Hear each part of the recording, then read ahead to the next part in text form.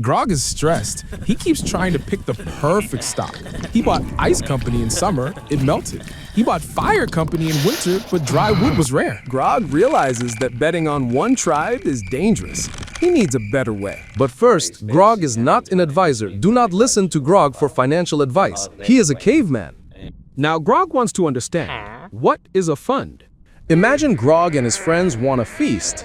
If Grog buys everything alone, it is expensive and stressful. But if everyone throws a few shiny rocks into a big pot, they can buy the whole feast. Meat, drink, music.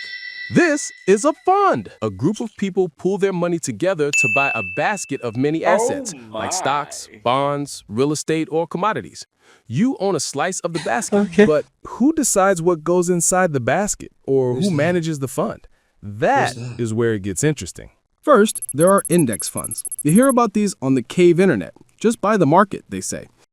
An index fund does not try to pick winners. It simply follows the list. If the Nifty 50 says HDFC has 7% weight, the fund puts 7% of your money into HDFC. If Infosys is 3%, it puts 3%. The algorithm never thinks, it just copies whatever the index tells. Because the algorithm doesn't think it is very cheap. They charge a small fees called expense ratio, which is a small fraction of the invested amount. Index funds are considered lower risk because your money is automatically diversified.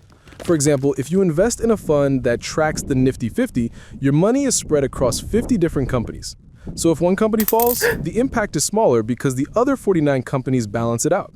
Next, we have mutual funds. This is active management. The manager says, I am smarter than that copycat.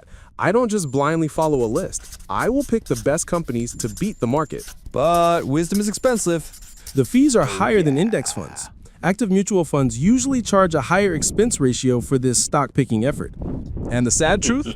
Most mutual funds rarely beat index funds consistently over long periods. But Grog might use this if he wants a specific strategy that the index fund can't do.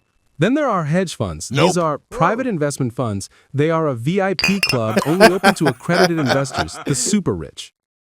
They use aggressive strategies like short selling, derivatives, and leverage, which is just borrowing money to invest more. To handle this risk, the fund is actively managed by a hedge fund manager. And the cost? It is the famous 2 and 20 model. They take 2% of your total money every year, and they keep 20% of any profit they make for you. If the manager wins, you get rich. But if he loses, you take the hit. So, if we compare the fees, index funds are low, mutual funds are medium, and hedge funds are extremely high. Finally, we have ETFs, exchange-traded funds. An ETF is like a hybrid of a stock and an index fund. It holds a bag of stocks, often managed passively, so the fees are low, but it trades on the stock market just like a single stock.